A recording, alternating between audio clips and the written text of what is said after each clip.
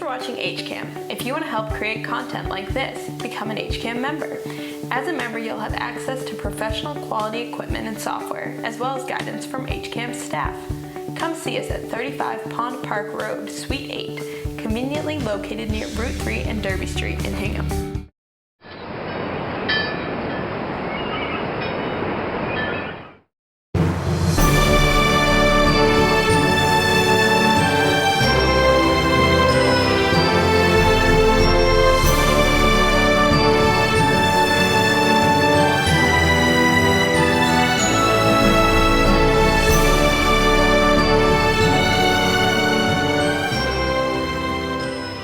Good morning. As a reminder, if you haven't already done so, please silence any cell phones or digital devices. Thank you.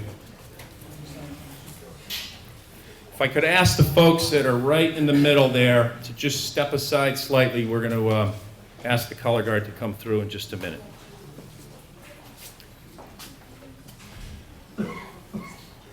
Color guard, post the colors.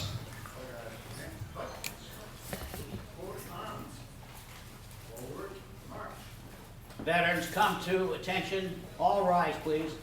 Come to attention, present arms as the colors pass.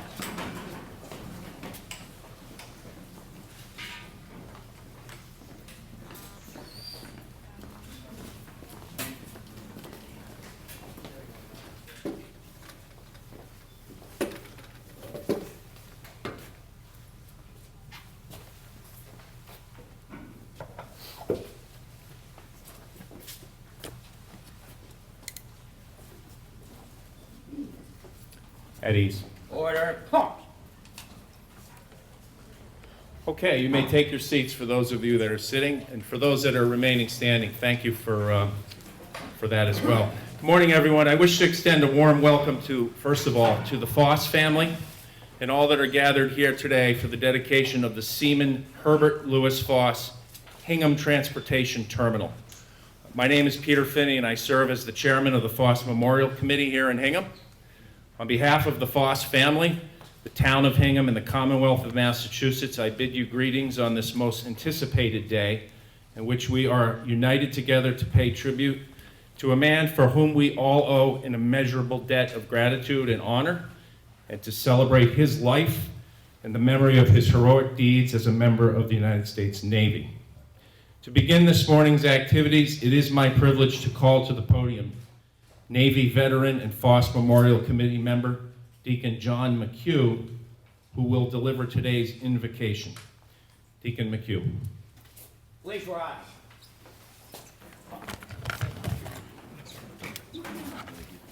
Good morning.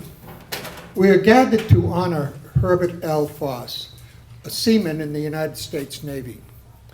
In trying to prepare for this event, having been a seaman in the Navy myself, I tried to recall the biggest, toughest, bravest shipmates aboard. Toughness in itself, however, is not enough. Bravery, while exemplary, was short-sighted, given the density of the fire. To me, the essential core of the men was the belief in the mission, the commitment and responsibility to team and trust in the Lord. Today, we are here to honor Seaman Foss and review the miraculous events of the day. We ask this through our Lord. Amen. Cover. Succinct.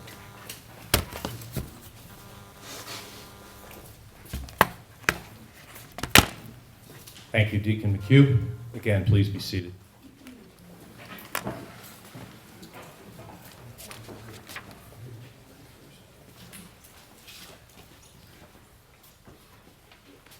Actually, if you didn't get your exercise yet this morning, I'm going to ask you to stand one more time. And now it is appropriate for a gathering of this significance to ask you all to rise and join me in reciting the Pledge of Allegiance. Please add arms. I pledge allegiance to the flag of the United States of America and to the republic for which it stands, one nation, under God, indivisible, with liberty and justice for all. Order. Thank you. I think this should do it for sitting down again. Several years ago, when we were reviewing our options for how to best honor Seaman Foss, we were delighted to learn that our own state senator at the time had been quietly lobbying behind the scenes on our behalf and had successfully sponsored and won legislation in the State House to name this wonderful new building for Seaman Herbert Foss. It was a defining moment for our initiative here today. Given the proximity to the ocean and the dynamic and practical purpose of this wonderful transportation hub, the solution that he put forth perfectly captured the essence of who Seaman Foss was as a sailor and as a person. He is long known by all around these parts and needs little introduction, so please help me welcome Hingham native and now the mayor of our neighboring town of Weymouth, Massachusetts, the Honorable Robert L. Headland.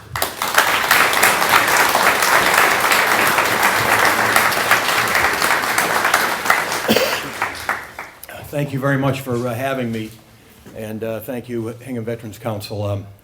You know, once you're gone, so I figured it might have been out of your memory banks. But I guess in many ways this day is bringing a lot of things full circle. Clearly the recognition for Foss, and on a personal level, having, as you noted, Hingham native, we don't say that much too often in Weymouth, but true. When I was campaigning, a woman said to me, "I know who you are, you're a Hingham boy." But I grew up in a neighborhood adjacent to the shipyard, so a lot of fond memories down here. And one of my first jobs in high school was sanding boats down here, my first and worst job. And my grandfather actually painted boats down here in World War II in one of the head houses, probably pretty close to where we're gathered today. So the shipyard's been kind of in my consciousness for a long time. And as during my term in office, it seems at some point in time, the Hingham Veterans Council worked very hard, and then Veterans Agent Keith German worked very hard to bring kind of a renewed awareness of Herbert Foss, his exploits, and his significance as a Hingham resident. And I know we started with the graveside service on his birthday and other events to remind residents of Foss's service. So that consciousness grew over time, and I know that the discussion about a fitting permanent memorial to Foss took hold. And I know that there was some discussion, I won't say debate, but some back and forth on what the appropriate recognition would be. And one day, as Transportation Bond Bill came before us, I gathered my staff, then staffer O'Connor, now Senator O'Connor, who worked on this, and the rest of my staff, and I said, you know, what do you guys think about putting an amendment forward in this bond bill to name this building? And a lot of times the T is resistant to that kind of legislative action. And we have a tradition, for a number of reasons I won't get into, where MBTA stations are not named for people.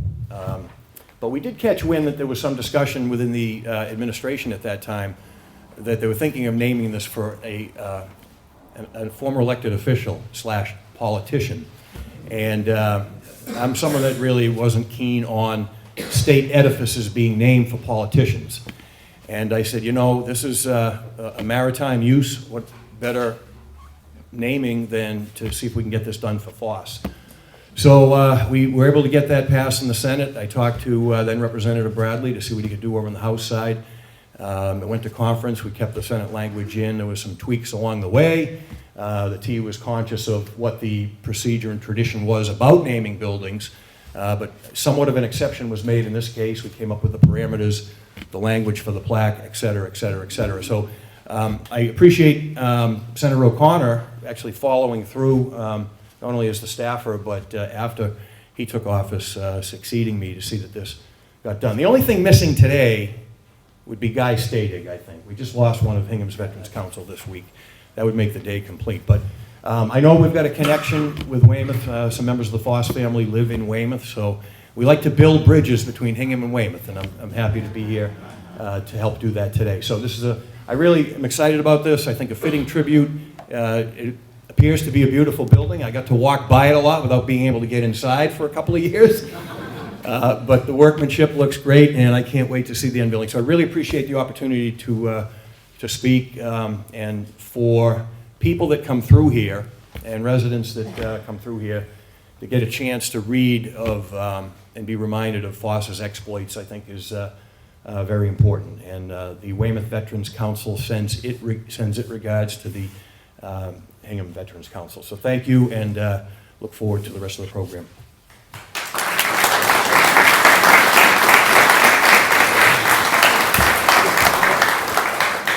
Be remiss, I want to thank the T. The cooperation we got from MBTA throughout this process was excellent. So I just wanted to note that. Thank you. Thank you, Mayor. Okay, thank you, Mayor Hedlund. I'd also like to invite up to the podium right now State Representative for the 4th Norfolk District, Representative James Murphy, please.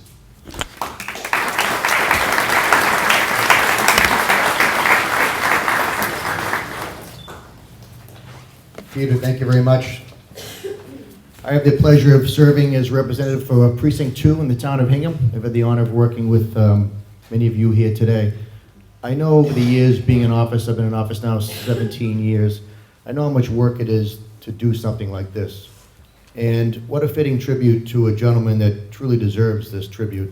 I want to congratulate the family. We have a long tradition in this region of Congressional Medal of Honor recipients. Weymouth has 5. Hingham is we're lucky that we have such a tradition here on the South Shore. Hingham is a long tradition of military service. Just standing here at the shipyard looking around to see what has been done here over the years and the contributions that this area has made, it's invaluable to our country. And I look at the things that gentlemen like Mr. Foss did over the years and his commitment to what he did, and I'm sure the sacrifice that he made on behalf of all of us, it surely is felt today. I know that looking at this building, it's a beautiful building, and there was a lot of work on behalf of a lot of people, on behalf of the state, who, when the funding came through for this building, working with Senator Hedlund at the time, and Representative Bradley, and now Senator O'Connor, we had a tour here not too long ago, and what a beautiful building, and what a beautiful building will be to really sustain the Foss memory in what Mr. Foss did for our community.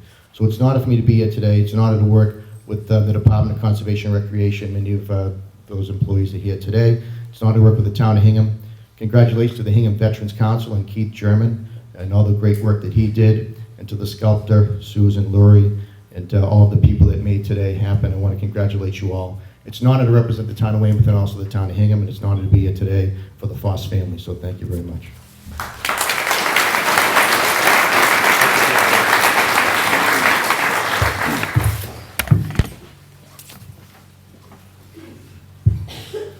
Okay, I would also like to recognize in the audience here, joined us this morning, is the Honorable Francisco A. Urena. He is the Secretary of the Department of Veteran Services for the Commonwealth of Massachusetts.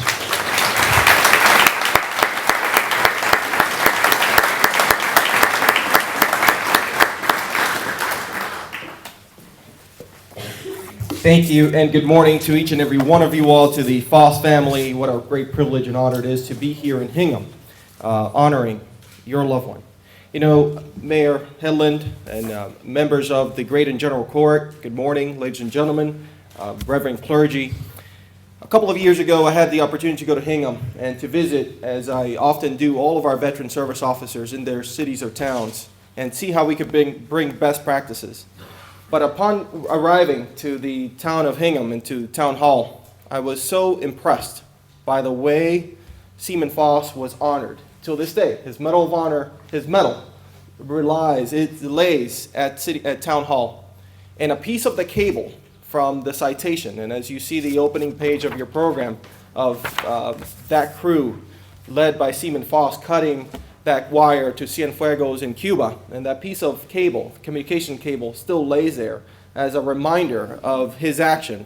Not only as a reminder of his action, as a reminder of the heroism that it took to cut an underwater cable of that dimension with the limited tools that were at the time. That is very impressive. And to do that aspect, and today to be here remembering a hero for years to come, for generations to come, no prouder moment. So on behalf of Governor Charlie Baker, Lieutenant Governor Polito, and our 365,000 veterans who call Massachusetts home, it is a true privilege for myself to lead the department alongside with all of our veteran service officers. And I know that Keith Germain is on duty. It seems like in all these great occasions, he's always on duty. But that goes to show to the aspect of the sacrifice of men and women who are still serving, following in the footsteps of those who have gone before us, and continuing to keep the traditions of both naval services and both of that of our great military. May God bless each and every one of you all. And in the words of John F. Kennedy, a nation reveals itself not only by the men and women it produces, but by the men and women it honors, by the men and women it remembers. And today and forever we'll remember Seaman Foss. Thank you so very much. God bless.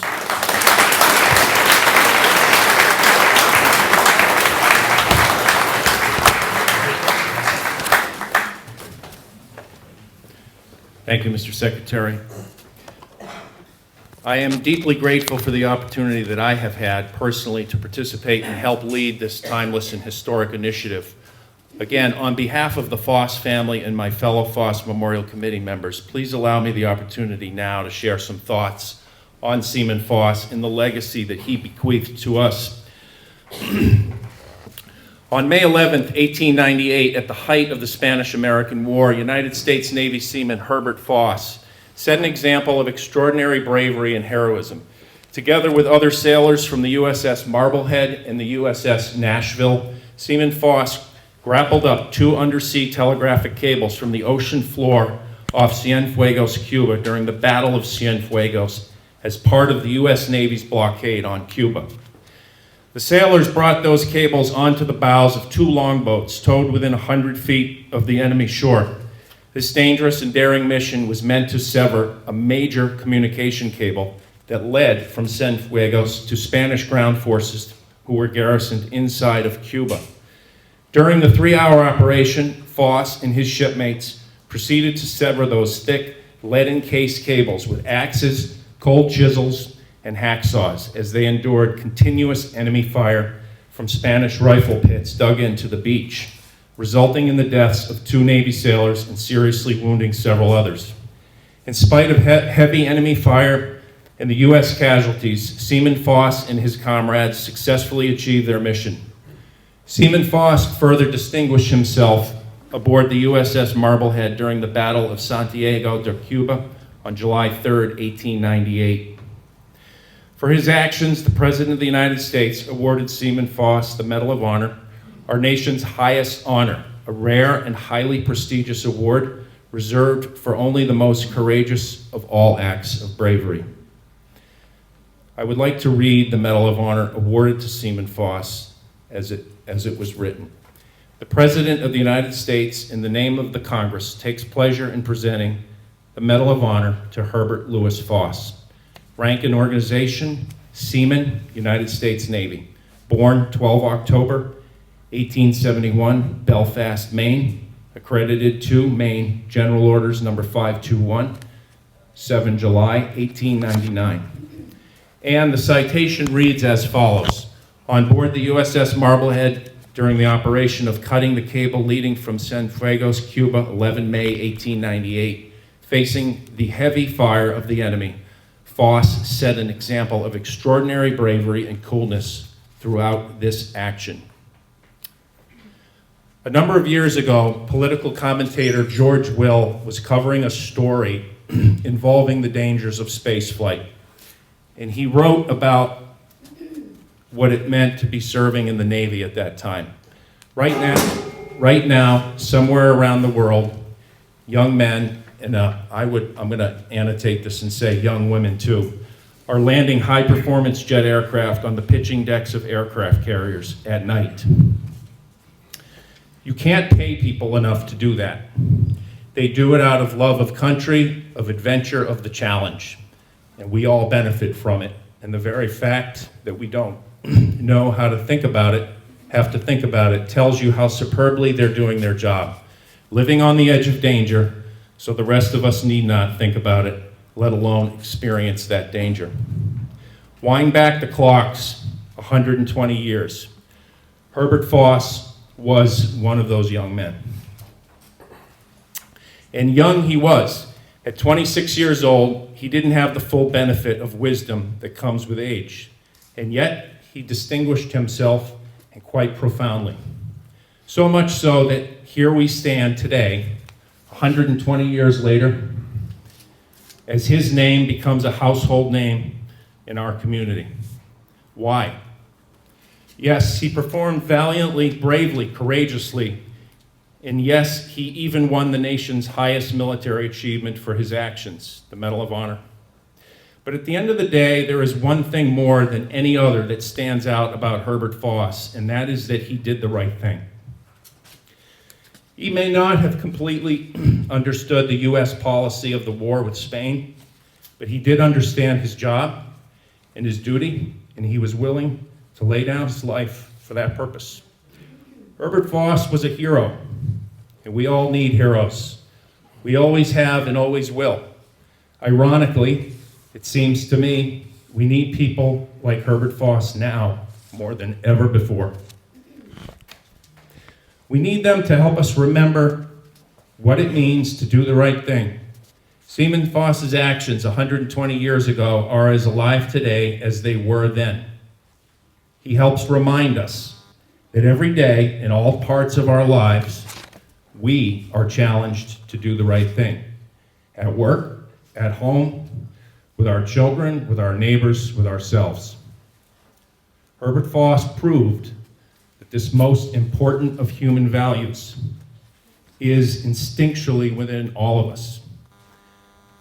The next time you are faced with a question, and I assure you there will be a next time, ask yourself, what does it mean to do the right thing?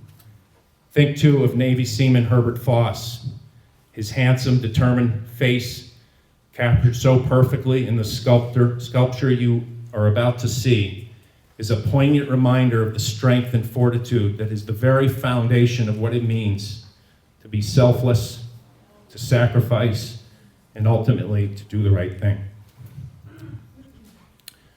In closing, I hope for you and for every future citizen of our great community that this dynamic setting, crowned with our memorial to Herbert Foss, will forever serve as a source of strength, inspiration, and desire to live your lives as he did. Thank you.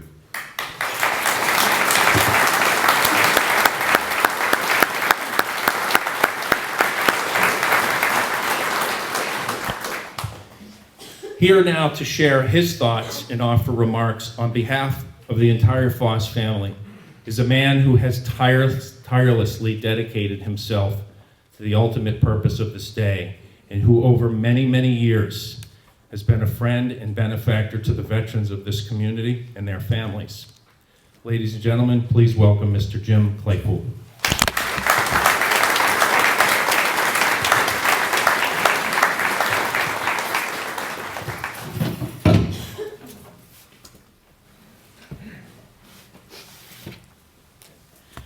I prefer to not use a microphone, so I would ask those of you in the rear, are you able to hear me in a satisfactory manner? You can. Okay.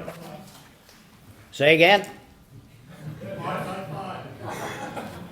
I have been asked by the Foss family to tender a few remarks that are appropriate to this very special occasion. I'm deeply honored that they would ask me to do so. Thank you, Harriet, very much. The Veterans Council of Hingham conducts a memorial service, as has been mentioned, at the Fort Hill Cemetery on October 12th of every year in memory of Seaman Foss. Seaman Foss was the superintendent of that cemetery, and during a period of time when he was having lunch in 1938, he had a heart attack and passed away in the very cemetery that he was the superintendent for and the cemetery where he's currently buried.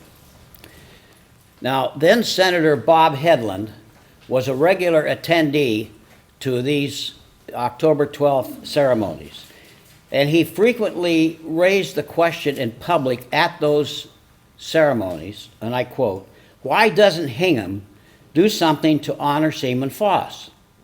After all, Weymouth has 5 Medal of Honor winners, and we've named schools after each one of them.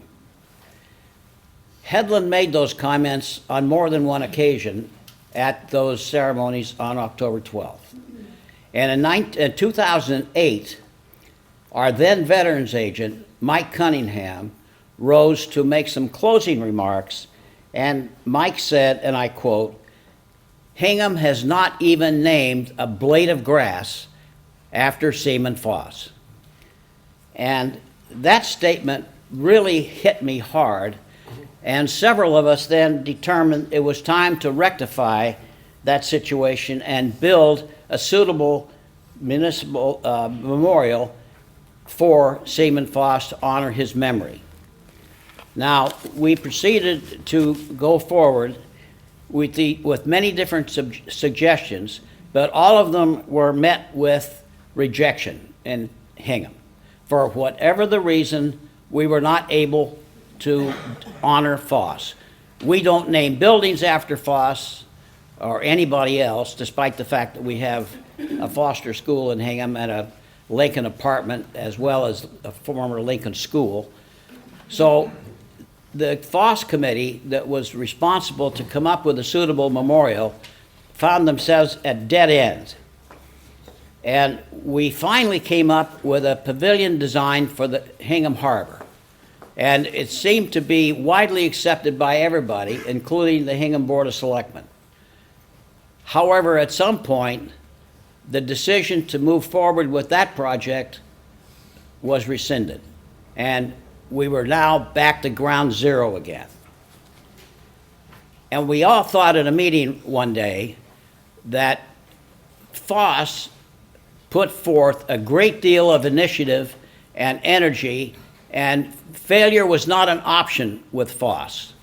And one of our members, the gentleman who spoke to you prior to my coming to this rostrum, said, we have a duty, our committee has a duty to use the same initiative that Foss used and get something done for this man and not sit back and let everybody else tell us no. You remember that, Peter? I do, Jim. So we went forward with his advice and attempted to find another alternative. It was at that point in July of 2000, when was that, Bob? 3 years ago. Bob Hedlund called me and he said, we have a bill which is on my desk. What do you think about putting an amendment on that bill to name this building after Herbert Foss? And of course, we jumped at that idea and thought it was a fabulous way to proceed. So Senator Hedlund introduced an amendment in the state Senate which said, and I quote, this building would dedicate the Intermodal Center in honor of Medal of Honor recipient Herbert L. Foss. And the department shall erect and maintain suitable markers bearing that designation. So we jumped at that opportunity to make certain that we ended up with a public building that would be named in memory of Foss for the deeds that he did 120 years ago, as Peter mentioned. We then came up with a concept for a memorial to Foss that would be installed in this building. And Sevi Strekalowski, a local architect, helped us with this. Mike Weymouth drew a rendering that was about 18 inches by 14 inches, which I presented to you, I think, Harriet, to the Foss family some time ago. And that became the concept under which we would proceed ahead. And I want to show you what that looked like. This is an 8.5 by 11 copy of that very drawing that Mike Weymouth came up with. That was the concept that when we interviewed sculptors, we said, here's what we want, find a way to make this happen. And we chose a remarkable person to do this work. We couldn't have picked a better sculptor, Susan Lowry, who was a renowned sculptor in not only Hingham, but all over the East Coast of the United States. The copy of what she had to work with was this, and that's all she had. A piece of paper with a picture of Foss I don't know when this was taken. We know his uniform is not a Navy uniform, but this is all that she had to turn our vision that you previously saw in that copy into what you're going to see later on today when we unveil the sculpture. So this was an extremely difficult task for her to accomplish, but she did it with dispatch and completeness. She provided us with a copy, a model of what the bus would look like. And she sent it to Hingham, and we had a meeting with the Transportation Department, the MBTA. Many state employees were there, including a number of members of the Veterans Council.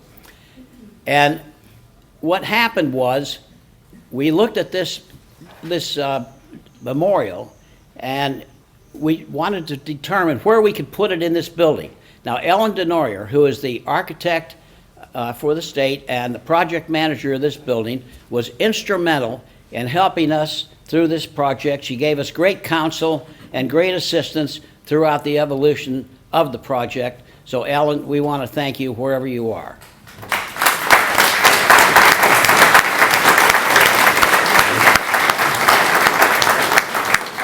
And by the way, her counsel is, John Asher and I are dealing with her every day now on final mop-up matters, and she's been just tremendous in that regard. I also want to thank Monty Granite. I've dealt with them for a long time. They provided the granite for the Veterans Memorial. It is located in front of Town Hall, and they did the granite base for this tribute to Herbert Foss, and they installed last Thursday all that you're going to see in a few minutes. And I want to thank John Monty, if he's here, for the professional work that they did in exemplary fashion. Thank you very much, John, wherever you are.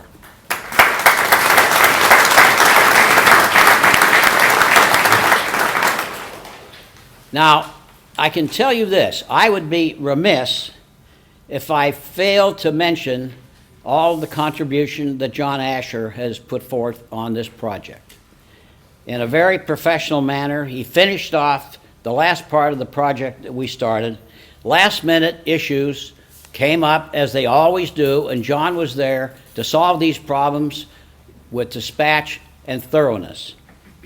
And I want to say that I can't imagine anybody that we could have selected to finish off this project who would have done a better job than John Asher. And John, wherever you are,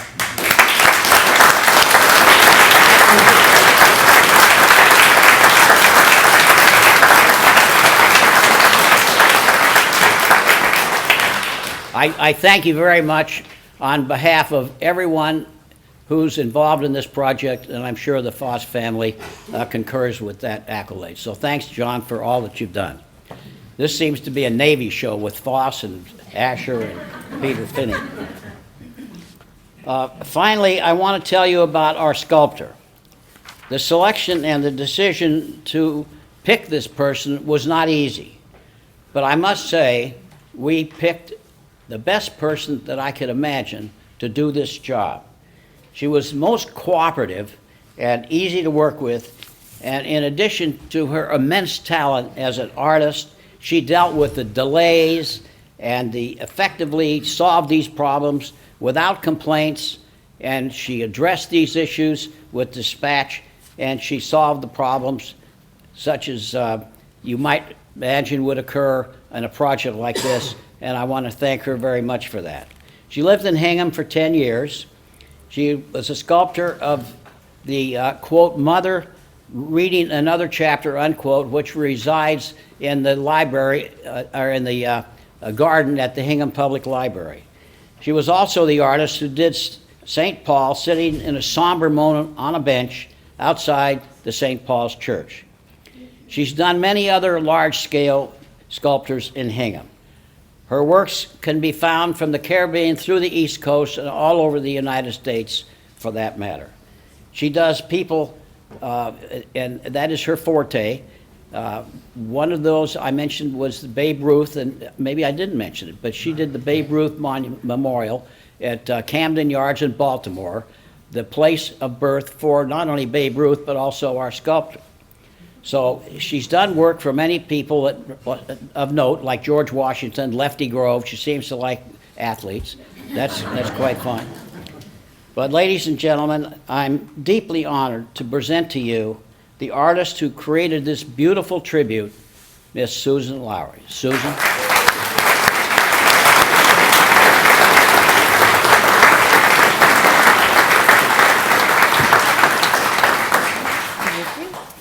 Okay. The microphone's down here. I think I can use it. Hello, everyone. Can you hear me? Yes. All right. I am tremendously honored to have had the opportunity to portray Seaman Herbert L. Foss.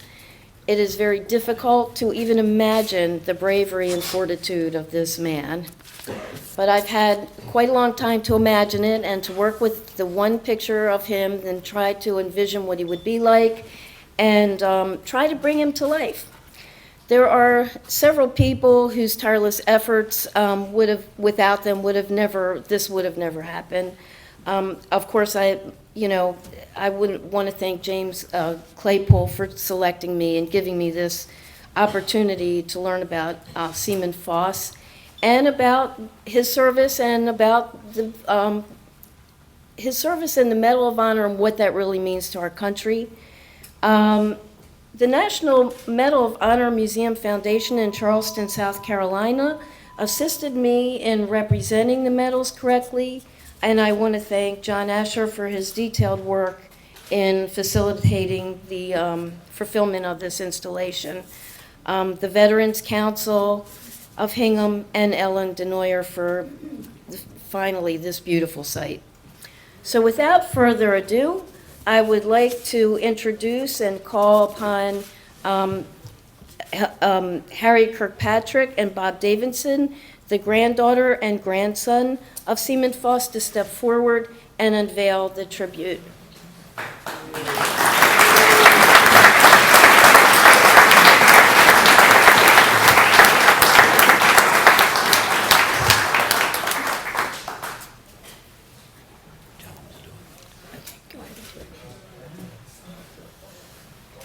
There he is.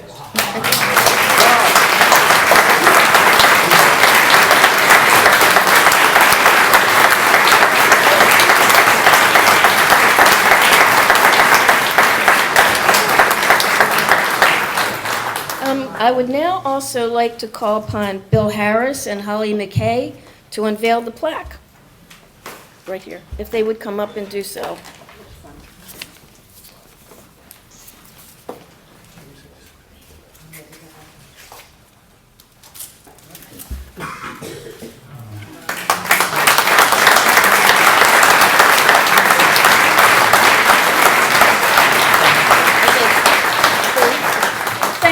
To the family for unveiling this tribute and for participating and helping us bring this to fruition. I'd now like to turn back to Peter. Peter. Thank you.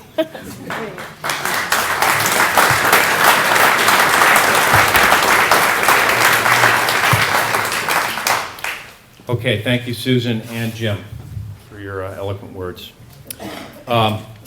Next, where we just unveiled the plaque, and some of you may not be able to see this, so let me just see if I can talk you through. Over to the right is what's called a QR code. Some of you may be familiar with this. You'll see it after when you get a chance to walk up here. But what this is if most of us today have a personal digital assistant, iPhone, whatever you've got, you can go onto the App Store, download the QR code free, and then what happens is you walk up to something like this, it takes a quick picture, and then with that setting, you can pull down, in this case, from the Hingham website, the town government website, an excerpt from a 1928 radio interview that Fraser Hunt did with Seaman Herbert Foss. And while that's a fairly long audio, I encourage all of you, when you have a chance, to snap the code, or you can actually just go onto the website when you have a chance and pull this audio down. But what we're going to do right now, John Asher's in the back of the room, and we're going to play a 2-minute clip, the starting piece of that 1928 28 radio. So, John, if you could do the honors, please.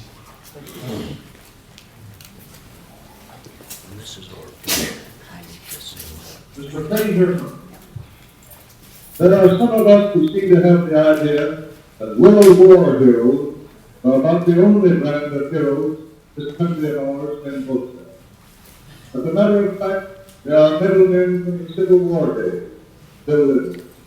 And the troops have always down here an old Indian flag. And now standing here beside me is a fine Medal of Honor man from the gallant days of the Spanish-American War. Everybody will remember the field action. Many of his rough riders were down there, and on the plain of San Juan Hill, he rode straight to the White House. That was the Army's call. Then we recall that faction and slide destroyed the Spanish fleet. That was the Navy's call. Well, this story is not about that naval engagement, but upon another feat of the Navy's activity that had a profound effect on the whole war. The men engaged were American gods, and they made themselves everlastingly famous by cutting the cables that connected Cuba to Spain. That was more than 30 years ago. And tonight one of these sailors stands here with me and has consented to spin the yarn, which won for himself and his shipmates the most coveted of American decorations, the Medal of Honor. His name is Herbert L. Foss, former seaman aboard the cruiser Marble. Ladies and gentlemen, Mr. Foss.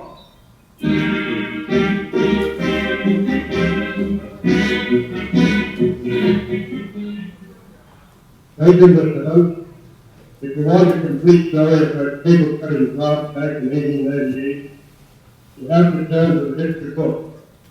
But if you want the yarn from the viewpoint of the sailors who pull in water in the dead line, we had to go in and cut those cables. Once I can turn, go and lend your hand. Where shall I start, Mr. Hunt? That's it for now.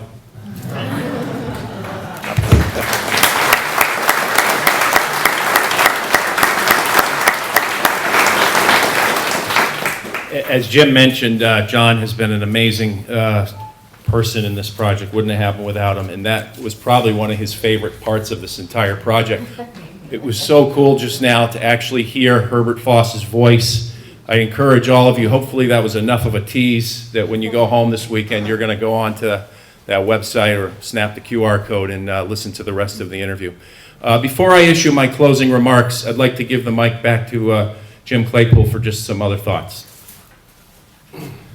Thank you, Peter. I did neglect to mention a couple of things that I regard very important. First of all, on the recording you just heard, I received a long time ago a 78 RPM disc from the Foss family, which had the recording that was made in 1928. Now that was nearly 100 years ago, 90 years ago anyway.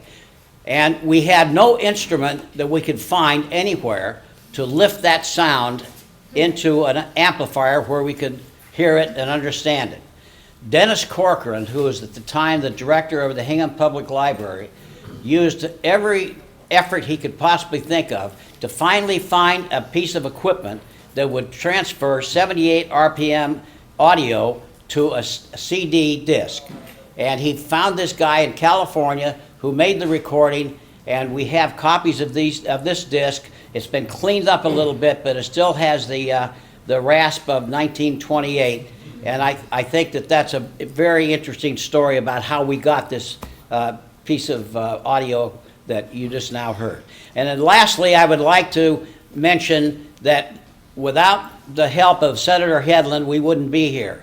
But I also want to tell you that without the guidance and the inspiration of Mike Cunningham, the retired Hingham Veterans agent, who pushed this effort and came up with the slogan that we all remember, not a blade of grass named after Hingham. Mike, I want to thank you for being an inspirational.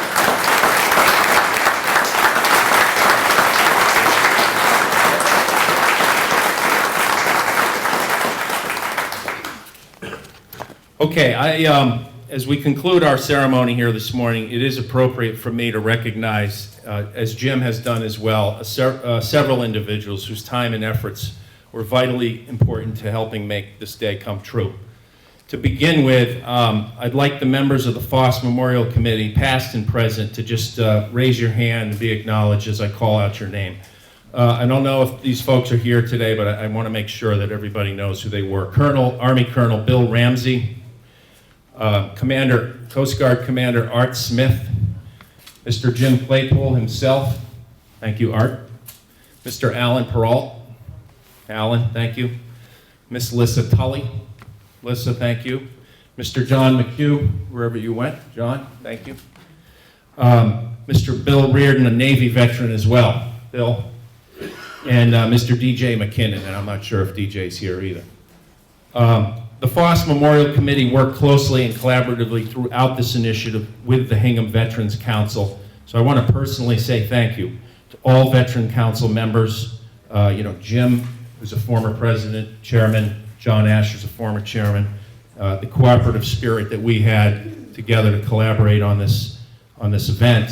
As Jim has just acknowledged, I also want to acknowledge the work of two very important people, both of them veteran agents for the town of Hingham, Mike Cunningham and Keith German, who's on Navy duty today, as it would have it. So thank you for that.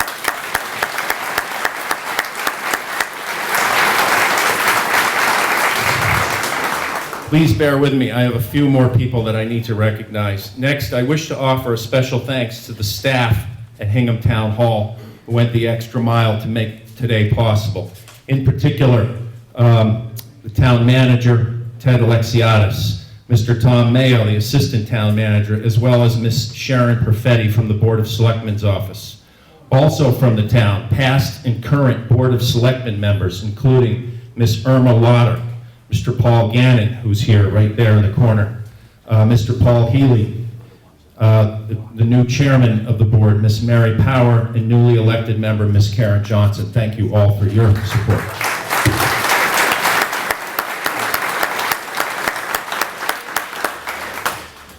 From Hingham High School Rowing Crew Program founder, Mr. Douglas McCaig, who was responsible for securing and christening the Herbert L. Foss crew shell on display outside. If you have a chance on your way out, take a look at that. Better yet, if you have a chance, go up to Lowell sometime and watch that racing shell compete. It's a pretty darn cool thing to see that shell cutting through the water and in some cases winning state championships. So thank you to Doug and to the Hingham Rowing Association and to the crew team who is in the back of the room with us here today as well.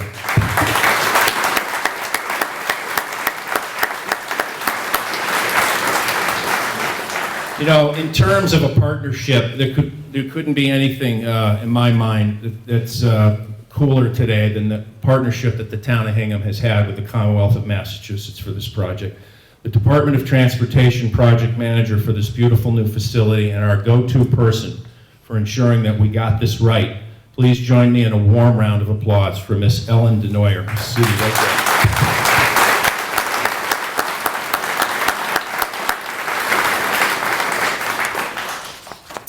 I also want to mention a couple other folks who are in the room with us today. As Mayor Hedlund pointed out, Senator Patrick O'Connor, who is our state senator, and when he was on then Senator Hedlund's staff, was absolutely instrumental in helping us get this thing moved along. So thank you, Senator O'Connor.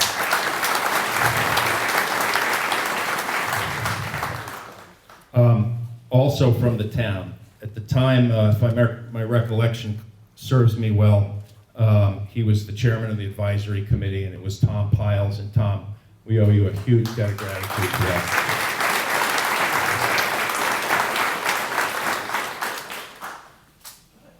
Also here is Joan Machino. Joan, can you wave?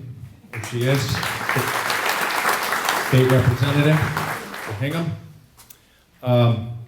I'd like to give a special shout out to the three companies that worked tirelessly with us to ensure that the base and structure for the new sculpture met the requirements for this facility. the new Arts Foundry, A. Monte Granite, as Jim mentioned, and Metropolitan Cabinets and Countertops. Let's do a round of applause for that.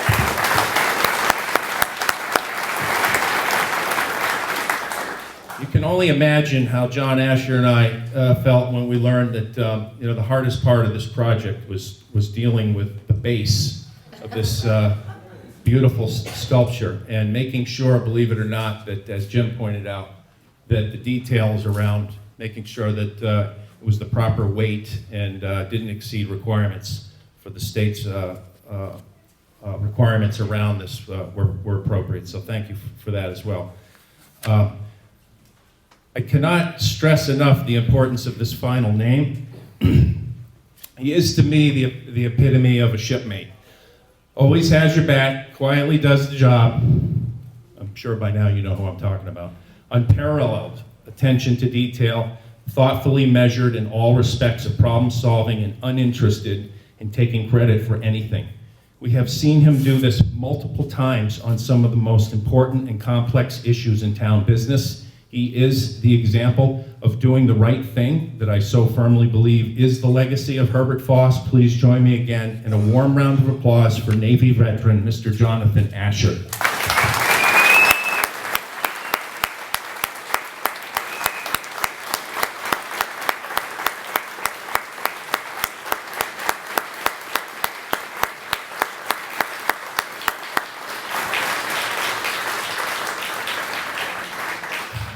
And before we conclude, John and I have two gifts that we'd like to present. So John, if you would kindly come up and join me, we can do that right now.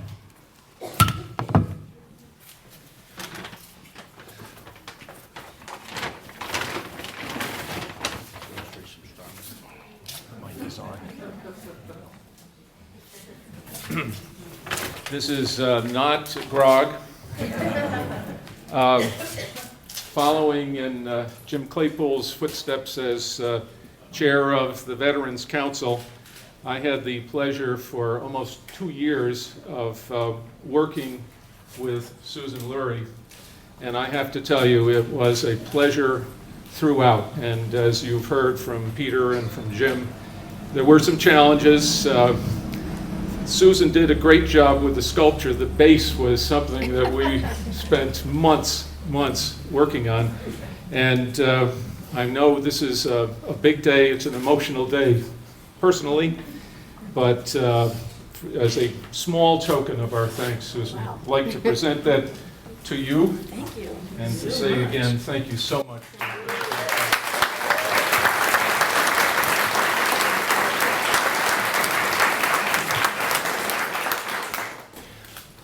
Our last gift is to a woman who has been with us from the start, patient, steadfast, and a tremendously supportive voice to this project. That person is the granddaughter of Seaman Foss, Miss Harriet Kirkpatrick. Ms. Kirkpatrick, on behalf of a grateful community, please accept these flowers as a small token of appreciation for all you have done to help us prepare for this day.